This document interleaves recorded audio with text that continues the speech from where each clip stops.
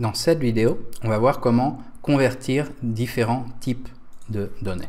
Donc, on a déjà fait ça dans la vidéo antérieure sans le savoir, c'est-à-dire on avait un numéro, là on va mettre 10, et on met la fonction string autour, et ça nous convertit un int, parce que c'était un nombre entier, en texte. C'est pour ça qu'on a les guillemets autour du numéro. La même chose marche avec les nombres à virgule, avec les floats, string, et voilà, maintenant c'est un texte. Maintenant, comment faire la même chose pour convertir entre un float et un int? C'est-à-dire j'ai un float, mais j'aimerais bien que ce soit un int. Et bien tout ce que j'ai à faire, c'est utiliser cette fonction, convert. Donc convert va convertir d'un type à l'autre, et on dit ok, convertis-moi ça en un int. Et après on donne un float. Alors évidemment, il faut que ce soit un float qui puisse être converti. 1.1, c'est pas un nombre entier, donc ça donne une erreur. Mais si c'est 1.0, là ça marche. Parce qu'on dit ok, 1.0 c'est un nombre entier, sauf que toi comme type tu l'as mis à float. Mais je voudrais l'utiliser comme entier. Donc voilà, j'utilise convert, int, et maintenant il n'y a plus de virgule, c'est un int. Maintenant si je veux faire la même chose avec un texte, je pourrais dire bah, écoute, voilà, ça c'est un texte, convertis-le en int.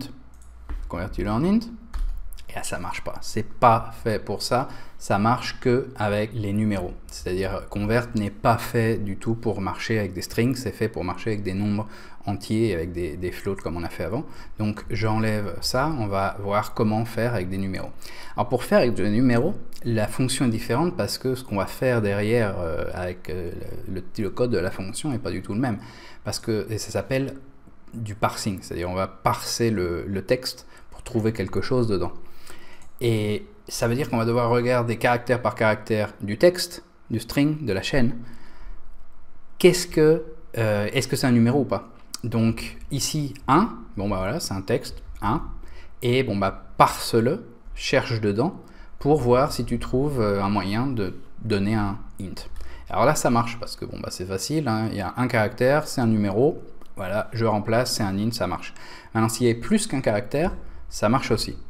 Maintenant si tu as des espaces, ça marche aussi, ça va les ignorer et ça va dire ok, j'enlève les espaces, j'ai qu'un numéro, c'est 10, bon, même si c'est un string, je sais que je peux le passer et que ça devienne un nombre entier, en type de Julia.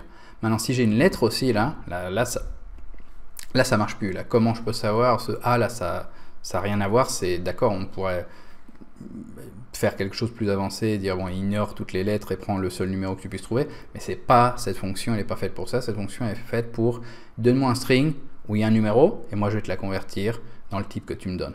Maintenant s'il y a autre chose en plus, si c'est un espace je m'adapte, si c'est autre chose, j'ai peur de me tromper, c'est peut-être autre chose que tu voulais que je fasse, je te donne une erreur. Donc voilà, maintenant vous savez convertir des chiffres, des int et float l'un dans l'autre, vous savez convertir des chiffres en string et vous savez convertir des strings, quand ils sont simples et qu'il n'y a qu'un numéro dedans, en int. Donc on est prêt maintenant pour aller sur la prochaine leçon.